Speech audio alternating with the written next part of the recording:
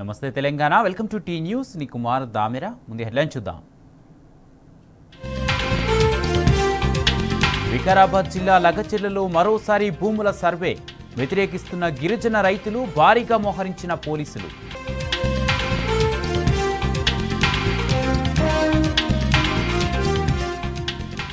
గిరిజన గురుకులంలో food poison పై స్పందించిన హరీష్ రావు రాష్ట్ర ప్రభుత్వ నిర్లక్ష్యం అంటూ ఫైర్.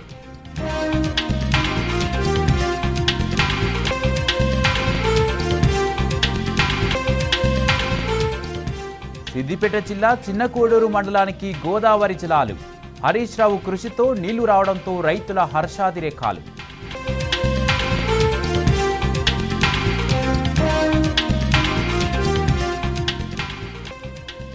సింగరేణిలో వారసత్వ ఉద్యోగాల కోసం అభ్యర్థుల పాదయాత్ర కొత్తగూడెంలోని ప్రధాన కార్యాలయం ముందు ధర్నా.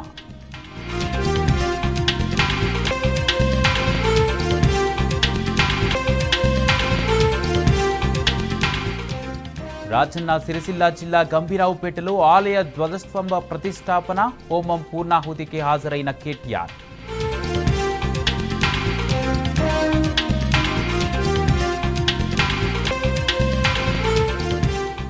మహారాష్ట్ర అసెంబ్లీ ఎన్నికల్లో అక్రమాలు జరిగాయన్న యూపీఏ నేతలు 5 నెలల్లోనే 39 లక్షల కోట్లు పెరిగాయని ఆరోపణ.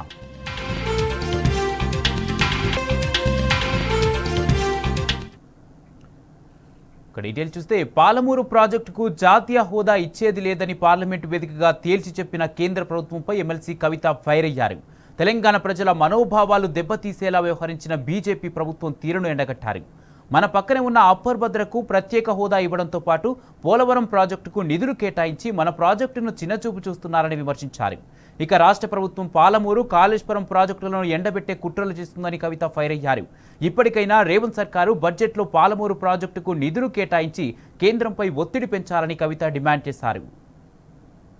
సాక్షిగా భారతీయ జనతా పార్టీ ప్రభుత్వం ఏ రాష్ట్రం నుంచి అయితే మీకు సగం మంది ఎంపీలను ఇక్కడ ప్రజలు ఎన్నిక చేసి ఇచ్చారో అదే పాలమూరులో కూడా మీకు బీజేపీ ఎంపీ ఉన్నారు. అయినప్పటికీ పాలమూరు రంగారెడ్డి ప్రాజెక్టుకి మీరు జాతీయ ప్రాజెక్టు హోదా ఇవ్వలేము అని స్పష్టంగా పార్లమెంట్లో చెప్పడం అంటే తెలంగాణ ప్రజలను తెలంగాణ ప్రజల యొక్క మనోభావాలను దెబ్బతీసినారని చెప్పి నేను భావిస్తూ ఉన్నాను. మొత్తం దక్షిణ తెలంగాణకు వరప్రదాయనిగా ఉండగలిగేటటువంటి ఈ ప్రాజెక్ట్ని మన ఉమ్మడి మహబూబ్ నగర్ జిల్లా చూసుకున్నట్టయితే 35 లక్షల ఎకరాల వరకు కూడా అక్కడ సాగేటటువంటి ఆస్కారం ఉంది. ఒకప్పుడు భారతదేశంలో అత్యంత పెద్ద జిల్లాగా మహబూబ్ నగర్ జిల్లా ఉండే, మరి అదే మహబూబ్ నగర్ ఉమ్మడి మహబూబ్ నగర్ జిల్లా నుండే ఇవాళ రాష్ట్రానికి ఉన్నటువంటి గౌరవ ముఖ్యమంత్రి గారు రేవంత్ రెడ్డి గారు వస్తారు.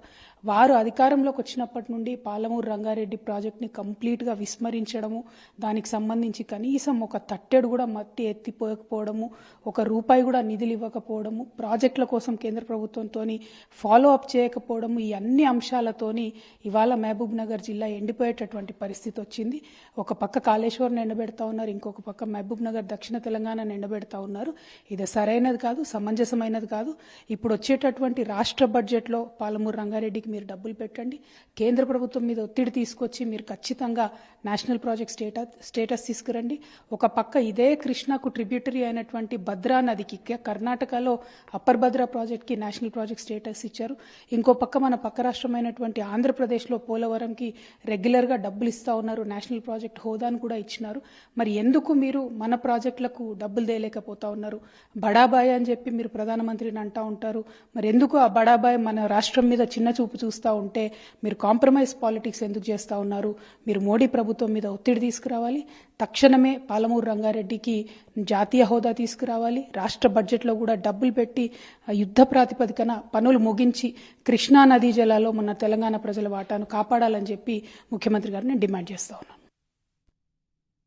బీఆర్ఎస్ అధినేత కేసీఆర్ ప్రతిష్టాత్మకంగా చేపట్టిన కళ్యాణ లక్ష్మి పథకం ఎంతో మంది ఆడబిడ్డలకు ఆర్థిక భరోసాగా నిలిచిందన్నారు ఎమ్మెల్యే మాధవరం కృష్ణారావు. కుకేట్పల్లి నియోజకవర్గంలో 290 మంది లబ్ధిదారులకు కళ్యాణ లక్ష్మి చెక్కులను పంపిణీ చేశారు. ఎన్నికల ముందు కాంగ్రెస్ ఇచ్చిన హామీ మేరకు లబ్ధిదారులకు చెక్కులతో పాటు తులం బంగారం ఇవ్వాలని డిమాండ్ చేశారు.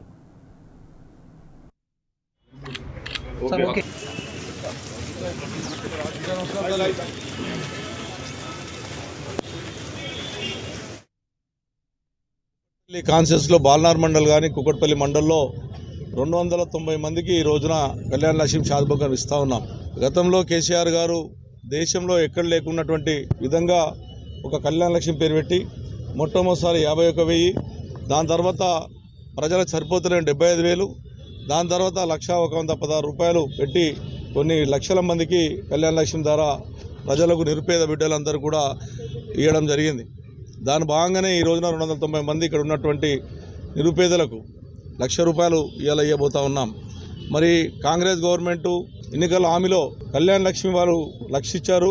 మేము ఇంకా తులం బంగారం ఇస్తామని చెప్పి మాట ఇచ్చారు. ఇప్పుడు 14 నెలలు అయింది, ఇప్పటివరకు తులం బంగారం లేదు. మరి గవర్నమెంట్ ఇంకెన్ని రోజులకు ఇస్తారు, ఎప్పుడు ఇస్తారు?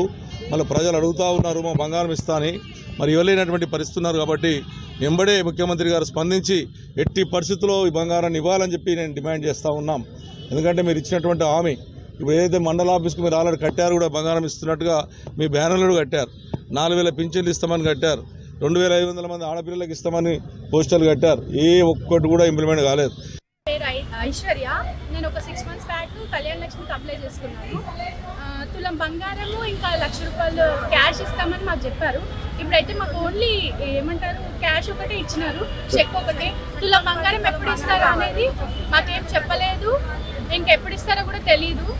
ఇంకా దాని గురించి చూడాలి సార్. ఇంకా అదే 1,00,000 రూపాయలు మాకు కూడా తులం బంగారం కావాలి. నేను కోరుకునేది అదే. అట్లా ఇస్తారని చెప్పి 1,00,000 రూపాయలు కాకుండా ఇంకా తులం బంగారం ఇస్తారని చెప్పి మేము గెలిపించుకున్నాము.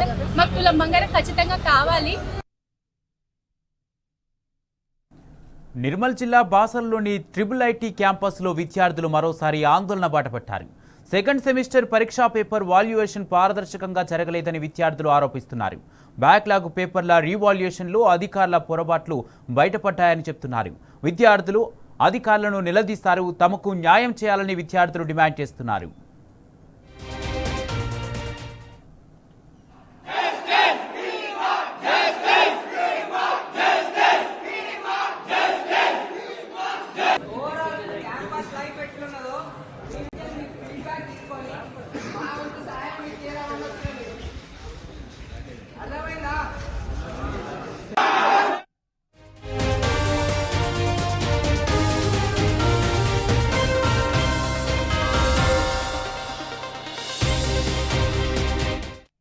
నిర్మల్ జిల్లా బాసర్లోని IIIT క్యాంపస్లో విద్యార్థులు మరోసారి ఆందోళన బాటపట్టారు.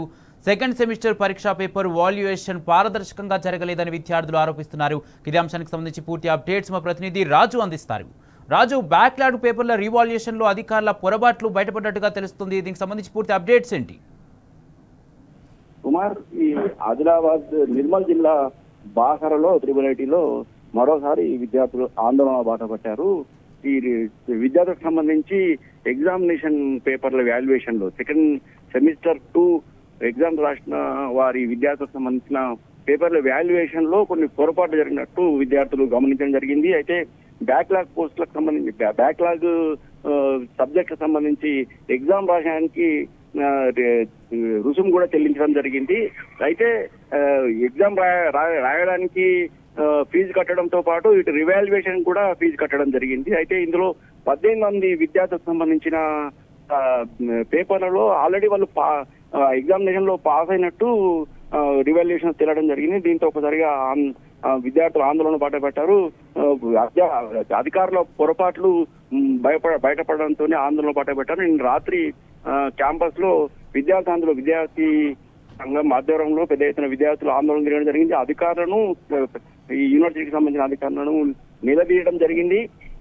తమకు అన్యాయం జరిగిందని చెప్పడం జరిగింది. అయితే ఈ సెమిస్టర్ 2కు సంబంధించి చాలా మంది విద్యార్థులు కూడా బ్యాక్ సబ్జెక్టులో ఫెయిల్ అయినట్టు యూనివర్సిటీకి సంబంధించిన అధికారులు వారికి చెప్పడం జరిగింది. అయితే అందులో ఫెయిల్ అయిన సబ్జెక్టులను ఫీజు కట్టిన నేపథ్యంలో 18 మంది విద్యార్థులు ఫీజు కడితే వాళ్ళు పాస్ అయినట్టు వారికి రిపోర్ట్ ఇవ్వడం జరిగింది. అయితే అది అధికారులు నిలిస్తే మాత్రము ఈ సబ్జెక్ట్ కాదు, మరో సబ్జెక్ట్ లో మీరు ఫెయిల్ అయ్యారని చెప్పడం జరిగింది. దీంతో విద్యార్థులు గందరగోళానికి గురవుతున్నారు. ఇది ఎగ్జామినేషన్ సంబంధించిన విషయంలోనే ఈ అధికారులు ఇంత అలసత్వంగా ఉంటే తమ భవిష్యత్తు ఏంటని విద్యార్థులు ప్రశ్నించడం జరిగింది. ఇట్లాంటి పొరపాట్లు మరోసారి జరగకుండా చూడాలని, అలాగే ఇట్లాంటి పొరపాట్లకు పాల్పడిన అధికారులపై, వాల్యుయేషన్ చేసిన అధికారులపై తగిన చర్యలు తీసుకోవాలని, కఠిన చర్యలు తీసుకోవాలని విద్యార్థులు డిమాండ్ చేయడం జరిగింది. అలాగే తమకు ఈ రివాల్యుయేషన్ సంబంధించి పేపర్లలో చాలా పొరపాట్లు ఉన్నామని క్షుణ్ణంగా మరోసారి రివాల్యుయేషన్ చేయాలని కూడా మరొక డిమాండ్ విద్యార్థుల నుంచి వినిపిస్తుంది. మొత్తానికి రివాల్యుయేషన్ సంబంధించిన సంఘటన ఆందోళన మాత్రం క్యాంపస్ లో నిన్న పెద్ద ఎత్తున కూడడం జరిగింది. ఇప్పటికైనా అధికారులు చర్యలు తీసుకొని రివాల్యుయేషన్ విషయంలో పొరపాటు జరగకుండా పునరావృతం కాకుండా చూడాలని చెప్పేసి విద్యార్థి ప్రధానంగా డిమాండ్ చేయడం జరిగింది. రైట్, థ్యాంక్ యూ రాజు.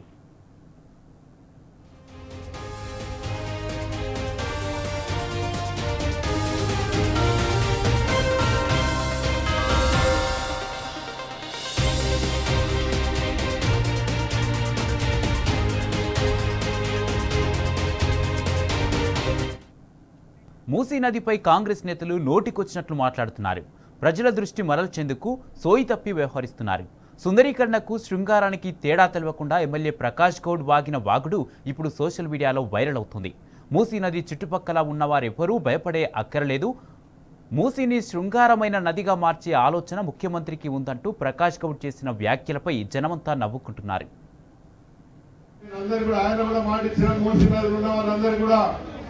మూసీ నది ఉన్నవారు ఎక్కడ కూడా భయపడేది అవసరం లేదు. మీ ఒక్క ఇల్లు అయినా దానికి మేము అందరం తిన్నారు, మా మంత్రి గారు కూడా తిన్నారు. సర్వే చేస్తాము. సర్వే ఎందుకు చేస్తాం? మన రాయుడు మూసీ నది మన శృంగారమైన మూసీ నది, మూసీ నది మన శృంగారమైన మూసీ నది, మూసీ నది మన శృంగారమైన మూసీ నది. మన నాసి గడ్డిపెట్టుకు వెళ్ళి మనం పురాణపు దాకా బాబు గారి దాకా శృంగారమైన బాబు మంచి ఇలా చేయాలనే ఆలోచనతో మన ముఖ్యమంత్రి గారికి ఉన్నది. రాజన్న సిరిసిల్ల జిల్లా గంభీరావుపేటలో బీఆర్ఎస్ వర్కింగ్ ప్రెసిడెంట్ కేటీఆర్ పర్యటిస్తున్నారు. గణపతి ధ్వజయుక్త శ్రీ మహాంకాళి అమ్మవారి దేవాలయ ప్రతిష్టాపన మహోత్సవంలో ఆయన పాల్గొన్నారు. అమ్మవారికి కేటీఆర్ ప్రత్యేక పూజలు చేసి మొక్కులు చెల్లించుకున్నారు.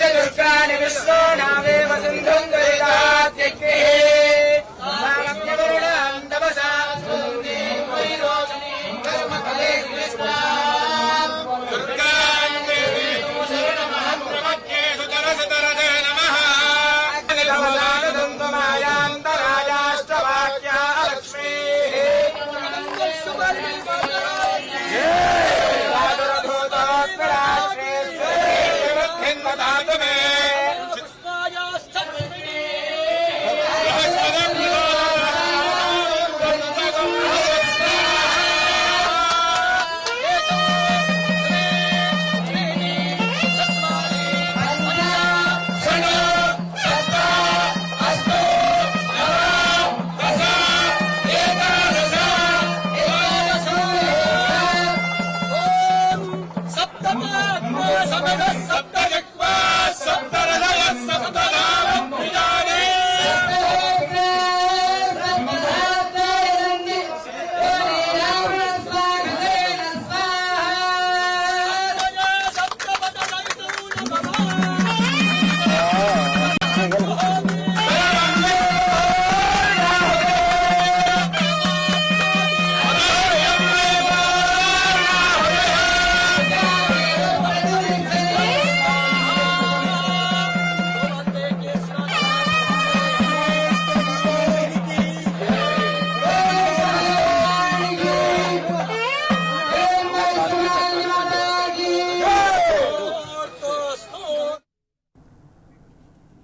నాగర్ కర్నూలు జిల్లా చారకొండలో బైపాస్ రోడ్డు కోసం ఇల్లు కూల్చడంతో బాధితులు రోడ్డున పడ్డారు.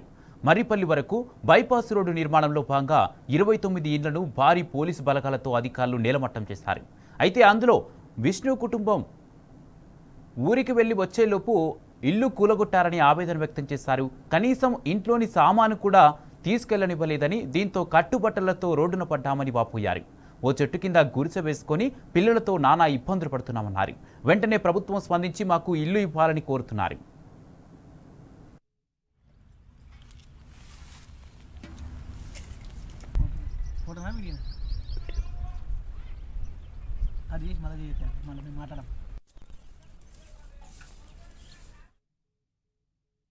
జడ్చర్ల కోదాడ జాతీయ రహదారి చారకొండ మండలం నుంచి మరిపల్లిలో బైపాస్ రోడ్ అని పెట్టి మా ఇల్లు నిర్దాచనంగా కూల్చేసిరు. మేము లేని టైంలో మాకు ఎలాంటి సమాచారం ఇవ్వలేదు. మాకు ఆ పరిహారం కూడా మేము తీసుకోలేదు. తీసుకోకుండా మా ఇల్లును కూలగొట్టి నేలమట్టం చేసి మమ్మల్ని ఇట్లా చెట్టు కింద గుడిసేసుకొని ఉండగా కర్మ చేసిర్రు అధికారులు కూలగొట్టిన ఆనందంతోనే ఉండరు, కానీ వాళ్ళకి ఎలాంటి లాభం కూడా లేదు. మమ్మల్ని దిక్కులేని పక్షుల్లా చేసి ఇక్కడ ఉంచుర్రు. మేము ఒకటే వేడుకుంటున్నాం, ఈ గవర్నమెంట్ని మాకు ఎంపటే పరిహారం చెల్లించి, మాకు నష్టపరిహారం మాకు చెల్లించి, మాకు ఇల్లుకు ఇల్లు ప్లాటుకు ప్లాటు కట్టించి ఇమ్మీడియట్గా మమ్మల్ని ఈ చెట్ల కింద నివసించకుండా చేస్తే, ఇదే కాకుండా కూడా చాలా రోజుల నుంచి కూడా మేము అడుగుతూనే ఉన్నాం. మాకు ఎట్లాంటి సమాచారం లేకుండా చేసిన పనికి ఇప్పుడు మేము ఎక్కడ పోయి ఉండాలి? ఈ చెట్టు కిందనే బియ్యం వాళ్ళకొని దాతలు తెచ్చిస్తే మేము వండుకొని తినలేక వండుకుంటారు. మాకు మేము తీసుకొచ్చుకుంటాం, బట్టలన్నా తీసుకొచ్చుకుంటాం, అన్నాన్ని తీసుకురాని, ఇలా మీరు వద్దు పోనీయొద్దు, మీ వేడి కోవిడ్ అని మమ్మల్ని పట్టుకొని అక్కడ దుబ్బేసి పోయి లేడీస్ మమ్మల్ని మీరు వద్దు లోపలికి, మీరు ఏమన్నా చేసుకుంటారు, మందు ఆత్మహత్య చేసుకుంటారు అని మమ్మల్ని అక్కడ తీసి వెళ్ళిపోయి వెళ్ళగొట్టారు. మా వాళ్ళు పోతామన్నా కానీ మీకు వద్దు, చిన్నపిల్ల బట్టలు ఉన్నాయి, డ్రెస్సులు ఉన్నాయి అన్నా కానీ తీసుకురానియలేదు. మేము ఏడ ఉండాలి ఇప్పుడు? బట్టలు లేవు కట్టుకొని, ఒక్కటే ఉన్నదాని మీదనే ఉంటున్నాం. మాకు అవి ఇచ్చిపోండి సార్, ఈ డెలివరీ అన్నా కానీ మేము ఇయ్యమయ్యాని అన్నారు. కాంగ్రెస్ ప్రజాపాలనలో బీదల ఇండ్లపైకి బుల్డోజర్లు దూకుతున్నాయి. ఆక్రమణల పేరుతో 20 ఏళ్లుగా నివాసాలను కూల్చివేస్తున్నారు. పోలీసు లాఠీలతో ప్రజా గొంతుకను నొక్కుతున్నారు. ఉప్పల్ చిలకనగర్ డివిజన్లో గత 20 సంవత్సరాలుగా ఉన్న పాలబూతును జీహెచ్ఎంసీ సిబ్బంది నేలమట్టం చేశారు. అక్రమ పాలబూతు అని ఆరోపిస్తూ అధికారులు కూల్చివేశారని పెట్రోల్ బాటిల్తో జీహెచ్ఎంసీ వాహనం ముందు మహిళ బైఠాయించింది. పేదల బతుకులు రోడ్డున పడేసిన రేవంత్ ప్రభుత్వానికి పుట్టగదులు ఉండవంటూ ఆగ్రహం వ్యక్తం చేసింది.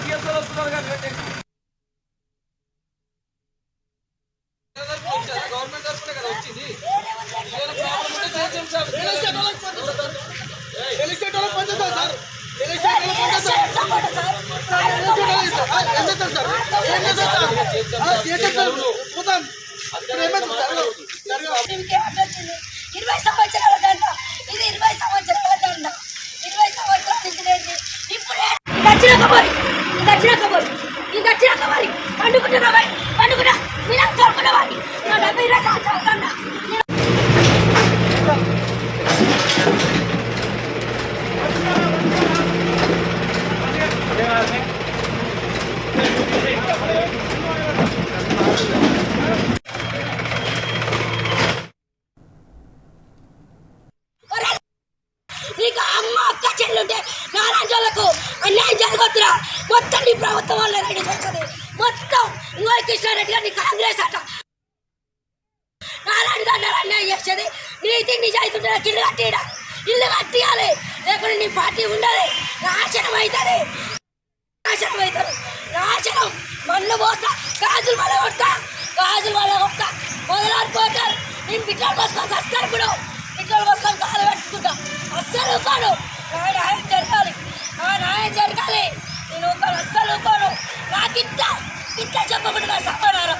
ఒక ఆడపిల్ల పాలమ్ముకొని బతికేదాన్ని కడుపు కొడతాను. మీరు మొదలాడిపోను. నా అన్నగా చేయను. న్యాయం జరగాలి. అన్ని మీడియాలు పిలుగుతారు.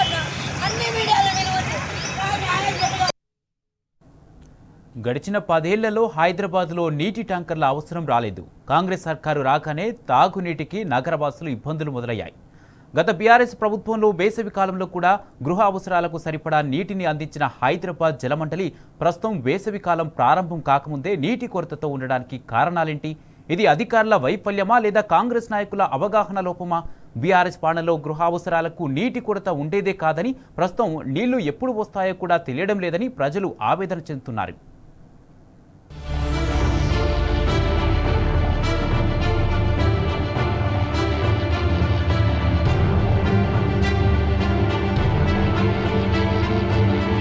హైదరాబాదు వాసులు గత సంవత్సర కాలంగా నీటి కొరతతో ఇబ్బంది పడుతున్నారు. ఇప్పుడే ఇలా ఉంటే వేసవి కాలంలో పరిస్థితి ఇంకా ఎంత క్లిష్టంగా ఉంటుందో ఊహించుకొని మదన పడుతున్నారు. గత బీఆర్ఎస్ పాలనలో గృహ అవసరాలకు నీటి కొరత ఉండేది కాదని, కానీ ప్రస్తుతం మున్సిపల్ వాటర్ ఎప్పుడు వస్తాయో కూడా తెలియడం లేదని మండిపడుతున్నారు. గత 4 రోజులుగా వాటర్ రాలేదని, వచ్చినా లో ప్రెజర్ తో వస్తున్నాయని, అవి కూడా 20 నుంచి లేదా 30 నిమిషాల పాటు వస్తుండటంతో వాటర్ ట్యాంకర్లను ఆశ్రయించాల్సి వస్తోందని వాపోతున్నారు. వాటర్ ట్యాంకర్లు రావడానికి 2 లేదా 3 రోజుల సమయం పడుతోందని చెప్పడంతో బ్లాక్ లో వాటర్ ట్యాంకర్ తెప్పించాల్సి వస్తోందని చెప్తున్నారు. బీఆర్ఎస్ ప్రభుత్వం ఉంటే తమకు ఈ కష్టాలు ఉండేవి కాదంటూ ప్రజలు అంటున్నారు. గృహ అవసరాలకు 5,000 లీటర్ వాటర్ ట్యాంకర్ 500 రూపాయలు, వాణిజ్య అవసరాలకు 850 రూపాయలు తీసుకోవాలి. కానీ గృహ అవసరాలకు బ్లాక్ లో 800 నుండి 1,500 రూపాయలు తీసుకుంటున్నారని చెబుతున్నారు. సండే రోజు వచ్చింది, మళ్ళీ బుధవారం రోజు వచ్చింది. 4 రోజులకు ఒకసారి వస్తుంది. నేను సరిపోతుంది. ఈ ఫిబ్రవరి స్టార్ట్ అయిన కాడ నుంచి అట్లనే ఉంది. జనవరి నుంచి మళ్ళీ ఎండాకాలం వస్తే ఇంకేమొస్తాయి సార్, గంట కూడా ఇడుస్తలేదు. ముందు ఎండాకాలం అని 24 అవర్స్ నీళ్ళ ఇబ్బంది లేకుండా అంతే. ఇప్పుడే ఈ మధ్యలో అసలు రేవంత్ రెడ్డి వచ్చిన కాడ నుంచి నీళ్ళ ప్రాబ్లం ఉంది. ఇప్పుడు నీళ్ళు అన్యాయంగా నీళ్ళు కూడా వస్తలేవు. ఏవి ఎవరైనా చేతగానే ఉంటే ఎండబెట్టుకొని చట్టకాలం సార్. ఏంది ఈయన వచ్చినాక 3 రోజులకు ఒకసారి అన్న ఇవ్వాలి కదా సార్. మరి వారానికి ఒకసారి ఇస్తే మరి ఏం పిల్లలకేం అడుగుతామో, మేమేం తానాలు చేసుకుంటామో, ఈడ ఏమైనా బోర్లు పడుతున్నాయా? హైదరాబాద్ మెట్రోపాలిటన్ నీటి సరఫరాలో అవినీతి జలగలు పెచ్చుమీరుతున్నారు. నిత్యావసరమైన నీటితో అక్రమాలు చేస్తూ సామాన్య ప్రజల జేబులకు చిల్లులు వేస్తున్నారు. ఇటీవల నీటి ట్యాంకర్ల బుకింగ్ లో డ్రైవర్లు అక్రమాలకు పాల్పడ్డట్లు జలమండలి అధికారులు గుర్తించారు. దాదాపు 120 మంది డ్రైవర్లు తప్పుడు పద్ధతుల్లో ట్యాంకర్లు బుక్ చేసి రెట్టింపు రేట్లకు విక్రయించినట్లు వెల్లడైంది.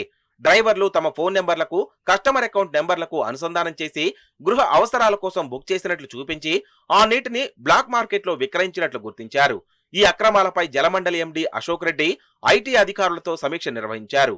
అక్రమాలకు పాల్పడ్డ క్యాన్ నెంబర్లు, మొబైల్ నెంబర్లను బ్లాక్ చేయనున్నట్లు తెలిపారు.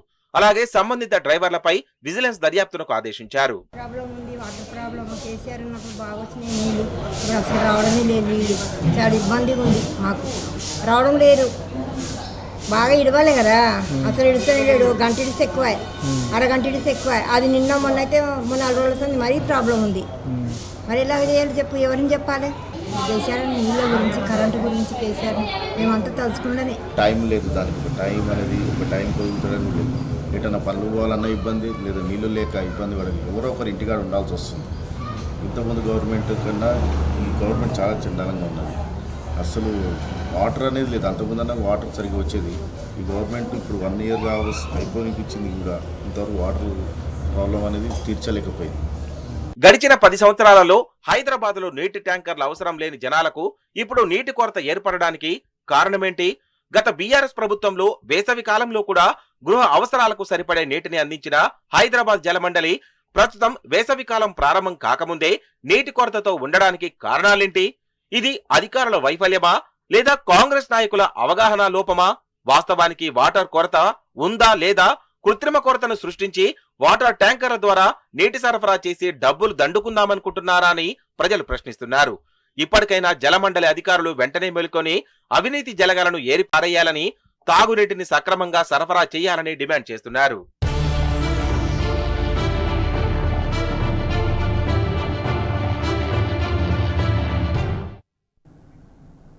ప్రయాగ్రాజ్లో జరుగుతున్న మహాకుంభమేళా జనసంద్రాన్ని తలపిస్తుంది. దేశ విదేశాల నుంచి తరలివస్తున్న భక్తకోటితో త్రివేణి సంగమం పులకించిపోతోంది. ప్రపంచంలోనే అతిపెద్ద ఆధ్యాత్మిక సమ్మేళనం ముగింపు దశకు చేరుకోవడంతో ప్రయాగ్రాజ్కు భక్తుల తాకిడి మరింత పెరిగింది. జనవరి 13న ప్రారంభమైన కుంభమేళలో ఇప్పటికీ 39 కోట్ల మందికి పైగా భక్తులు పుణ్య స్నానాలు ఆచరించారు. మహాకుంభమేళ అధికారికంగా ఫిబ్రవరి 26న ముగియనుండగా మరో 10 కోట్ల మందికి పైగా వచ్చే అవకాశాలున్నట్టు అధికారులు అంచనా వేస్తున్నారు. ఇందుకోసం భారీ ఏర్పాట్లు చేస్తున్నారు.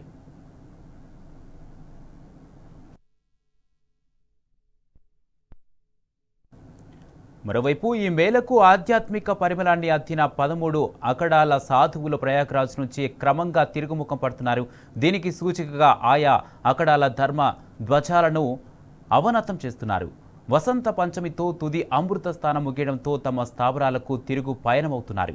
మార్గమధ్యంలో కాశీ, అయోధ్య, బృందావన్, ఆనంద్పూర్ సాహీబ్లను సందర్శించి తమ స్థావరాలకు చేరుతున్నారు. ఇక ఈ నేపథ్యంలోనే కీలక ప్రకటన చేశారు అఖడా ప్రతినిధులు. కుంభమేళలో వచ్చే మాఘ పౌర్ణమి, మహాశివరాత్రి సాధారణ భక్తుల కోసం మాత్రమేనని ప్రకటించారు. ఇదిలా ఉంటే మహాకుంభమేళ భారతదేశ సాంస్కృతిక పరంపరకు, విశ్వాసాల ఔన్నత్యానికి సజీవ ప్రతీకగా నిలుస్తుంది.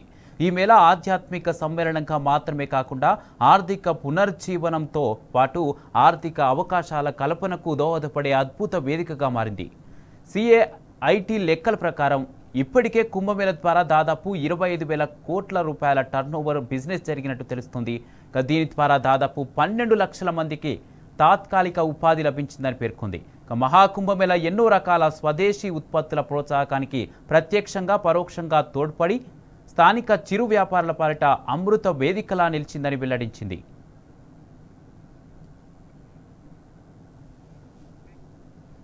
రైట్, ఇక ఇవి ఇప్పటివరకు అప్డేట్స్. మరిన్ని అప్డేట్స్ కోసం చూస్తూనే ఉండండి టీ న్యూస్.